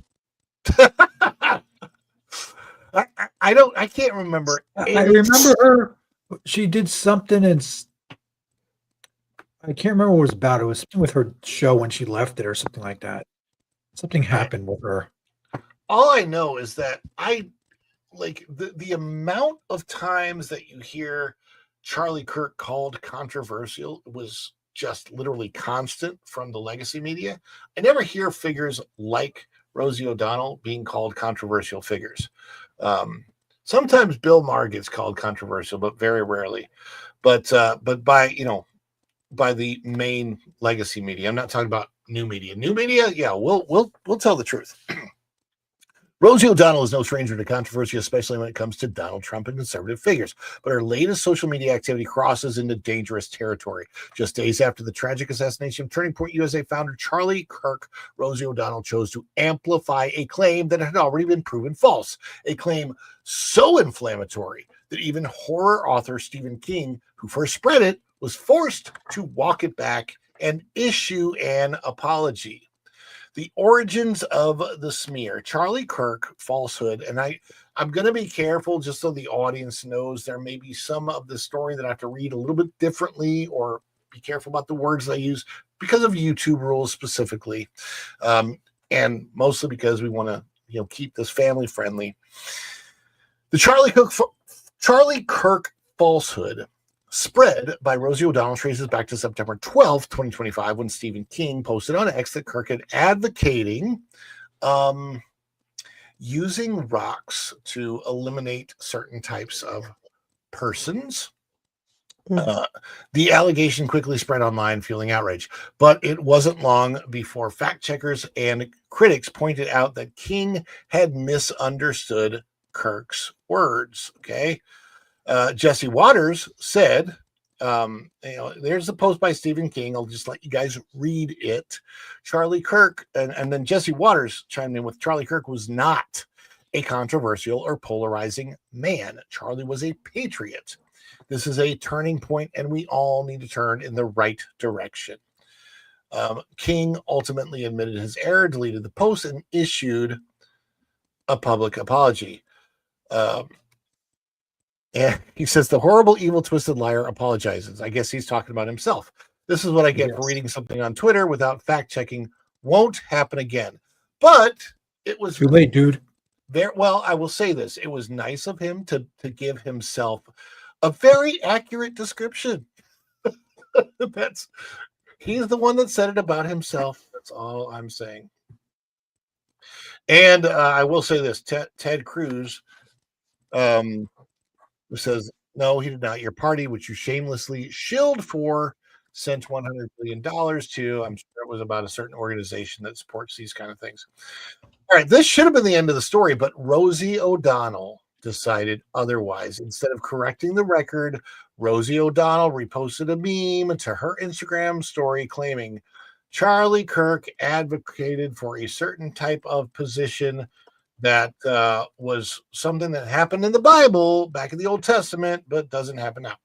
And then she says, just saying, with the caption, he did say it, unfortunately, except that's not what he said. So there you see, he did say it, unfortunately. No, Charlie Kirk, no, he did not. And we're going to get to what actually happened. In doing so, O'Donnell repeated the very lie that King himself had retracted, and she didn't stop there. Other posts accused Kirk of being anti-women, anti-children, anti-planet, and even whatever that word is. I'm not going to read it. But yeah, the timing makes these attacks all the more shocking. Rather than condemning political violence and respecting the grieving process, O'Donnell chose to inflame tensions with accusations that have no basis in fact. And of course, she did it with horrible timing. In the wake, we're still in the wake of this having happened. What Kirk actually said. Okay, so this is really important to listen to how this all came about. The original moment that gave rise to the falsehood came when Kirk responded to a progressive commentator quoting Leviticus in order to support Pride events. Kirk pushed back by pointing out that the same biblical text also prescribed a certain type of punishment for that activity. His point was not to endorse that type of punishment, but to show the hypocrisy of cherry-picking scripture for political convenience. So basically what was happening is he was pointing out this scripture also exists too, but he wasn't saying that he advocates for that position, what that scripture was giving us, which was a law from eons ago in the Old Testament. And it was a matter of civil conduct law, not a spiritual law. Why this matters. The ending of Charlie Kirk has already sent shockwaves through American politics. It should be a moment for reflection, unity, and a rejection of violence as a political weapon, but instead figures like Rosie O'Donnell are using this Charlie Kirk tragedy as an opportunity to amplify falsehoods. So let me put that in other words. She's spreading lies and amplifying lies, and also smear the deceased. Why would you want to do that? Like, what kind of a person do you have to do to go in the wake of this tragedy happening and then go in and actually smear the person that it happened to? Smear the victim. Aren't these the same people that are always talking about how we don't attack the victim? And yet here they are. It's this gross. It's gross. Even Stephen King, who spent years blasting conservatives, at least recognized he had crossed the line and corrected himself. Rosie O'Donnell has not done so yet. By doubling down on the misinformation, she risks further dividing a country already on edge and disrespects both the truth and the memory of a man who lost his life in a political attack. Charlie Kirk never advocated what they were talking about. The claim is false. Stephen King spread it, realized a mistake, apologized. Rosie O'Donnell, however, has chosen to repeat it and the debunked smear against Charlie Kirk without correction. I think this type of behavior is overwhelmingly reprehensible. I want to know what anybody on the panel thinks. It's also overwhelmingly redundant from that side of the moral and political spectrum. She is a big has-been. Gen Z doesn't even know who the F she is, and good. You know, she's not even living in the States, for crying out loud. Like she's a big nobody. She's a nothing burger. I'm sorry.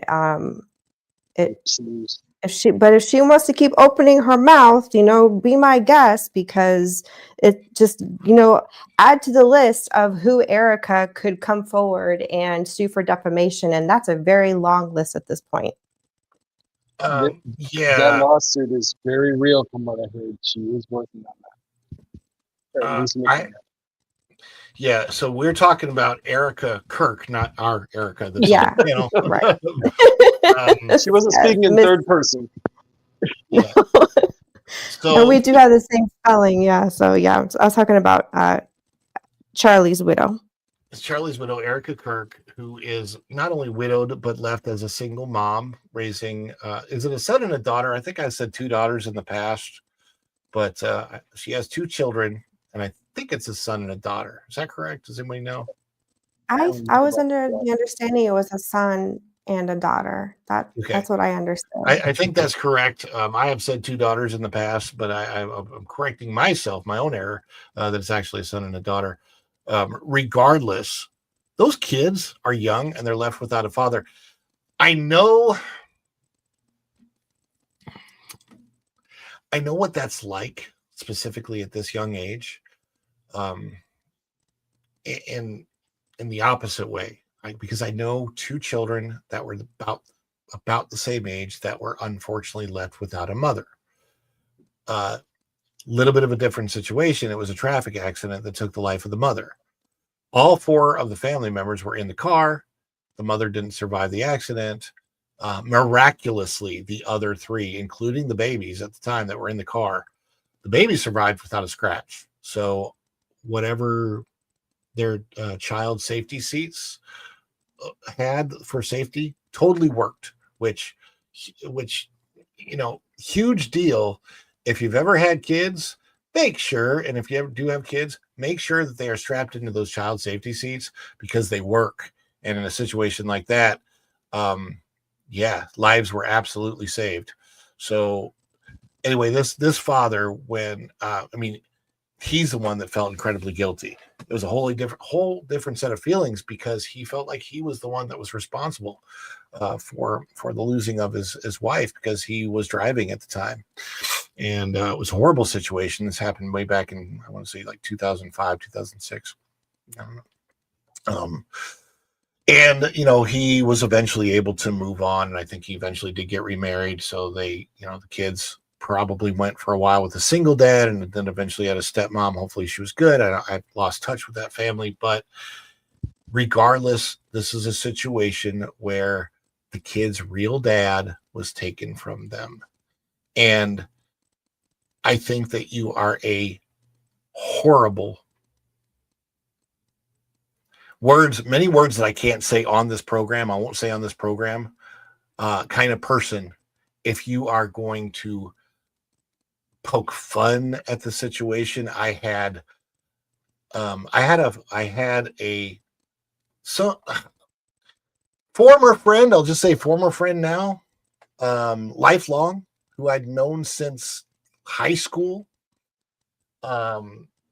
And we've had back and forth. I know she's, you know, on the liberal side of things, and that's fine. And her back and forths and her attacking Trump, I'm like, whatever. I get that stuff. Never really bothered me because so many people attack Trump.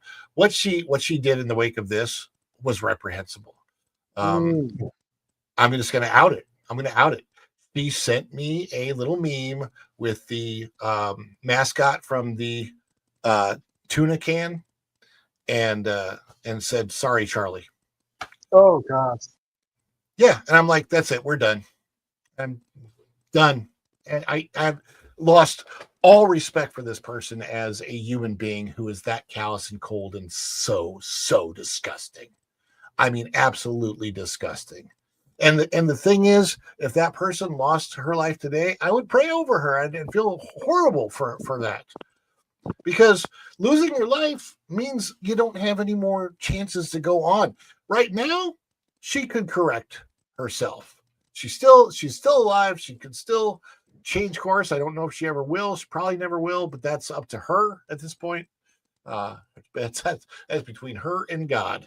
But when that came to me, I'm like, you got to be kidding me. I mean, it was the same day. It was literally hours after the news broke. And I'm like, what are you doing? Demented idiot. Very. And I'm like, I'm done. Because as far as I'm concerned, if that's where that person was going, it's mental illness. It's mental illness. It's that brain is not working correctly as far as I'm concerned. And I think that's probably the case in the case of Rosie O'Donnell. Does anybody on this panel think that Rosie O'Donnell's brain works correctly anymore? Oh no, I don't even know what happened to her. I mean, she's trying to be her. Oh, if I say something, I can get a spotlight again type of mentality.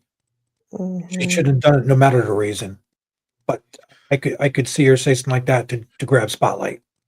She's desperate to be. She's desperate to be relevant again and back. Maybe have another show again. And it's like, you're too old, and sorry, but you've just been replaced. And her moral compass is so just eroded and decayed that even if she gave Hollywood what she wanted and got her own show, it would tank. Evil versus mental illness versus both. Yeah, I think, look, there's a lot of mentally ill people that aren't evil, but there's a lot of people that become evil, and that evil affects their brain, and they become mentally ill as a result of the evil. And exactly, once that sets in, it's very, very difficult to I have seen that with my own two eyes, and in our family, where someone, follows evil in the name of rebellion, and now that thought process and morality has just been so corroded, and it's devastating to watch it in front of you and play out, and it not divide a family necessarily, but knowing that family relationships because of that are now pretty much over. And then you're grieving the familial relationship, and then you've pitied them on top of that. I pity the fool. Yeah, I guess.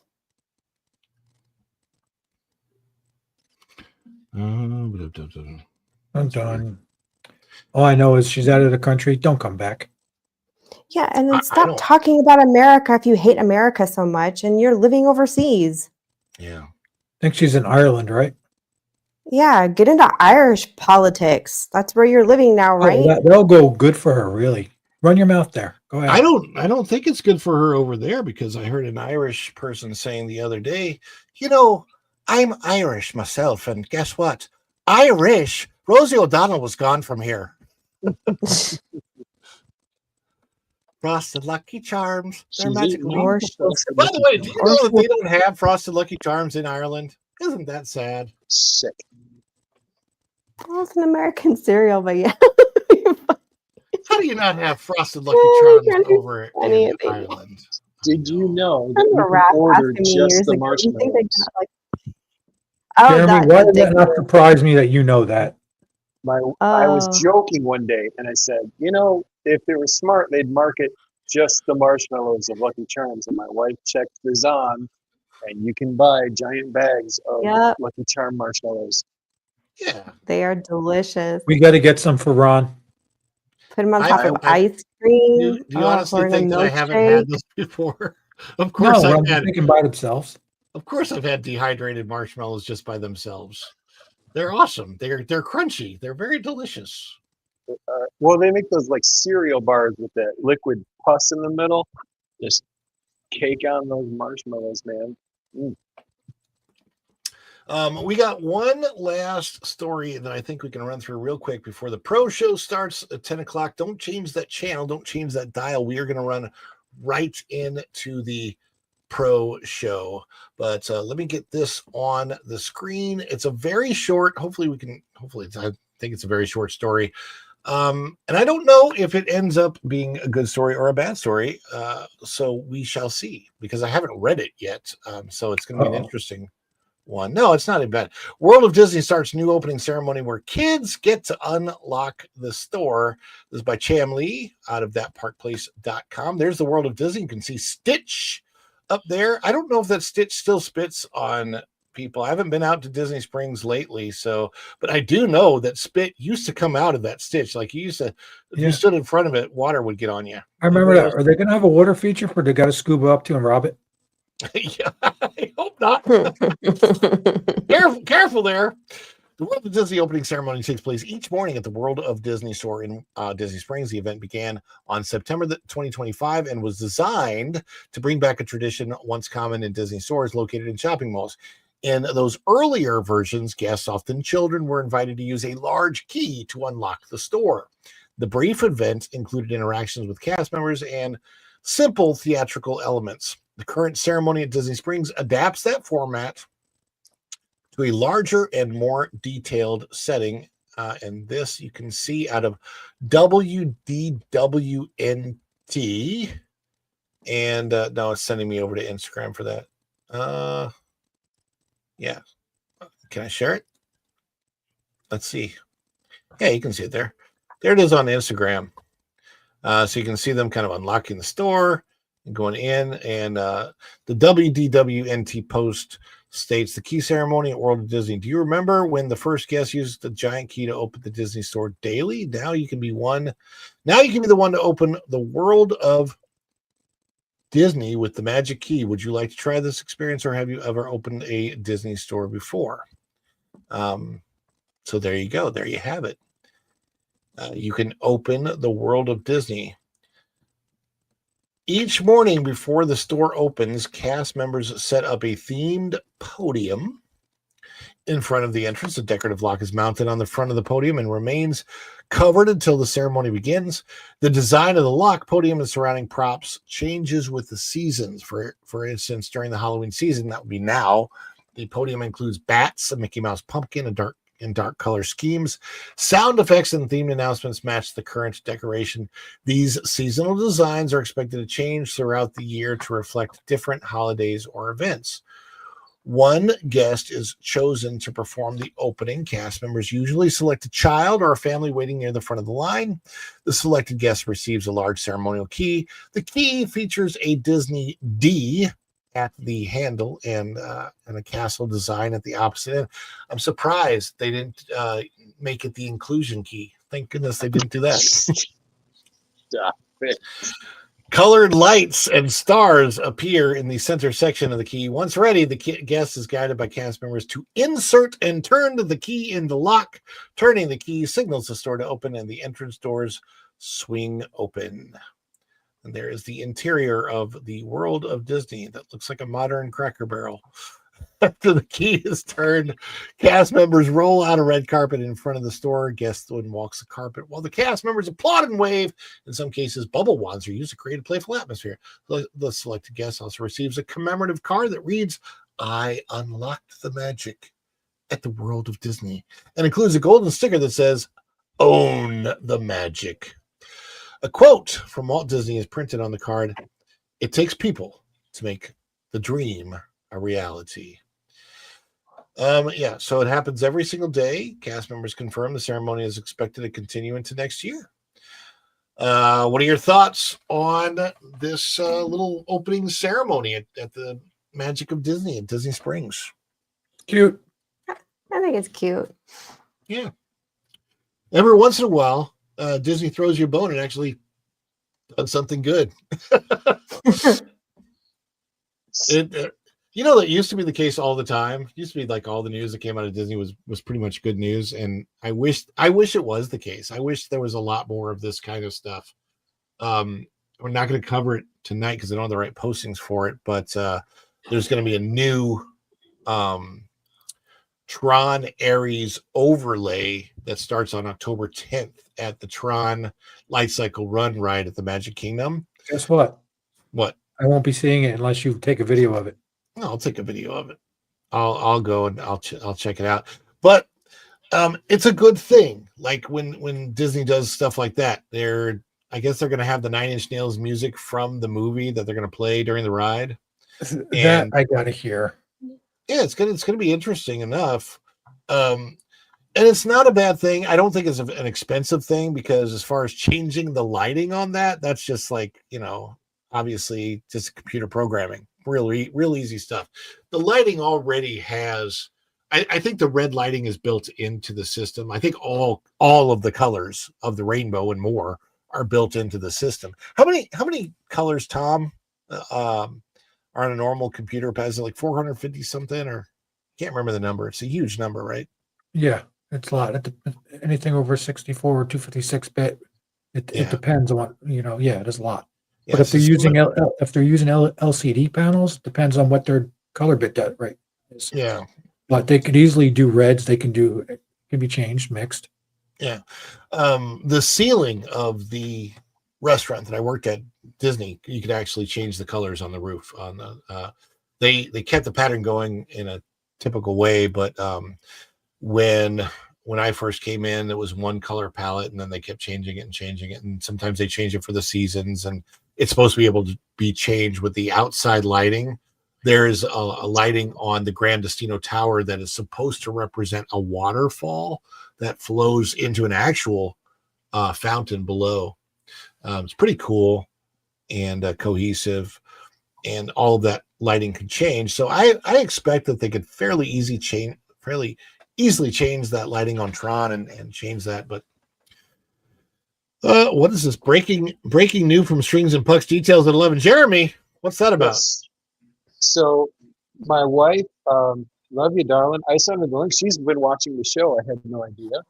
So that is awesome. But we were having a very serious conversation about Lucky Charms marshmallows not long back.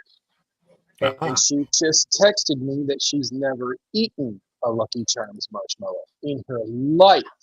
What? Ever. What? I don't know what to do. But they're magical. Negativity cannot be allowed to exist. Well, here's the you must get to do marshmallows, man. My wife's mom was a cereal Nazi. She wouldn't let her try Cookie Crisp because they looked like cookies, which was the point. So I'm guessing. Jeremy just got us demonetized over a slur on cereal. Oh, crud! Oh, I'm so sorry. Oh, I didn't mean it the way I will bet you did not see that. I bet you did not see that coming. I did not see that coming. But yes, she did not allow for those cereals in the home. Cereal that was a weird access to take, Jeremy. That was I just was really shocked to hear because those marshmallows were just a huge part of my life. Oh no. And I'm still wearing them. You're still did you say wearing them? Yes, they kind of clung to me right in the middle. Oh, I see what you're saying. No, I do not have underwear made of marshmallows. We didn't need to know that. Yeah, if you did have underwear made of marshmallows, that would be a I whole sweat during other the broadcast, and it's a mess. Oh God, this It'd be extreme for another day. Everybody, stay tuned. Jeremy's going to model his Lucky Charms underwear. My wife would have to peel me off the seat. No, God! No, God, please, no! No! No! No!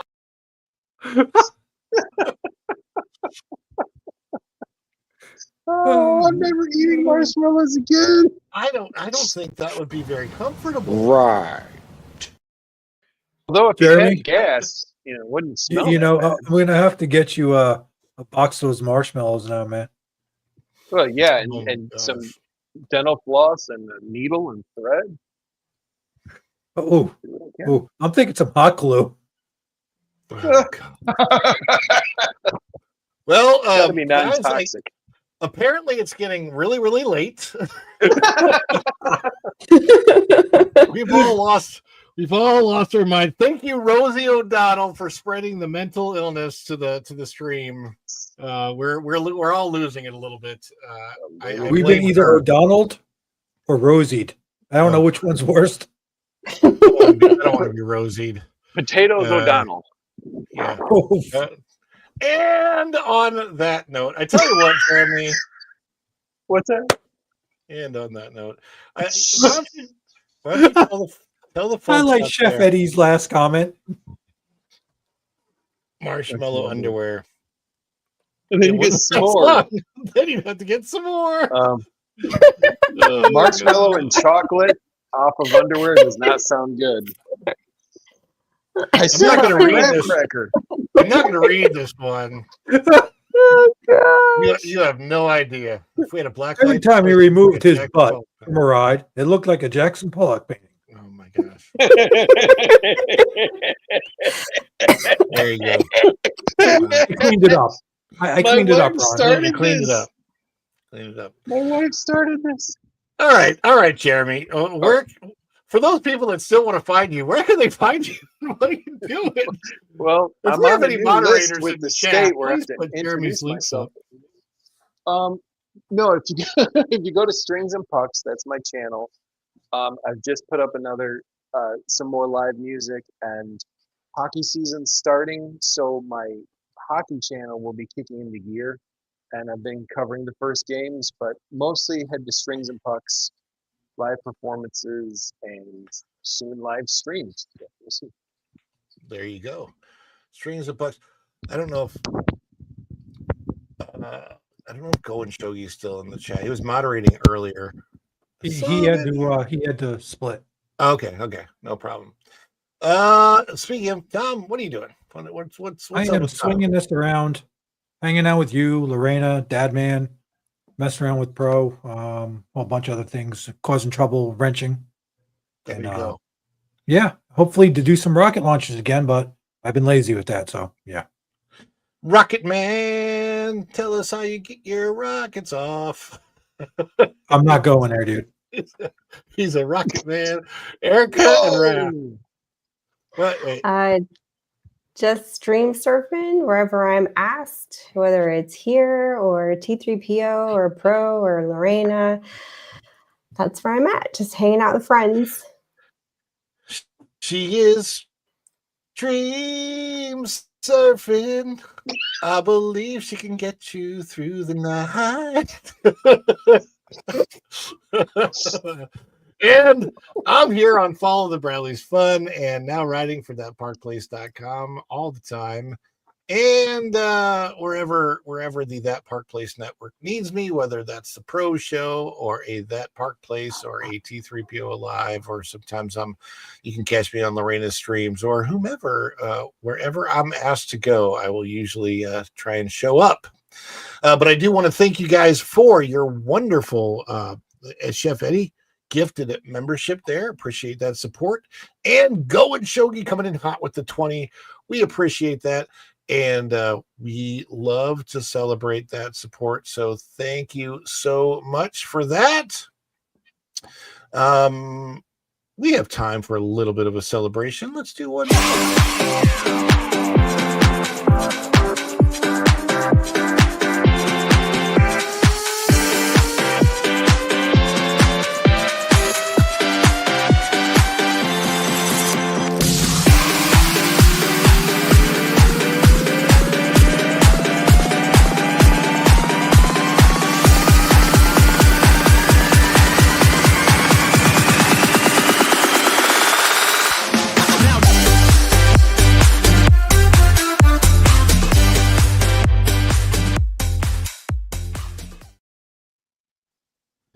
All right.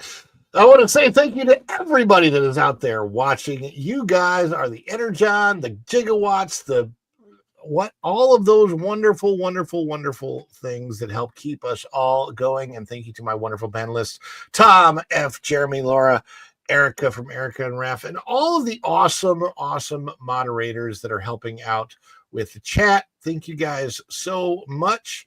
And thank you for coming in. We'll be back on Wednesday night at 8 p.m. with another The Dish. And I am also working on editing more news stories and vlogs and all kinds of things coming up on the channel. So be sure and stay tuned.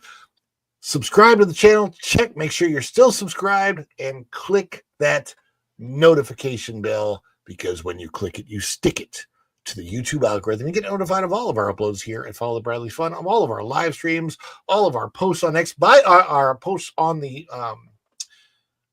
in the community tab. Now I've opened that up so that now my community, if you want to, you can post on the community tab and I can respond to you there. So it should be open for that. Go try it out. Give it a try. I'd love to see what you guys have to say in the community tab.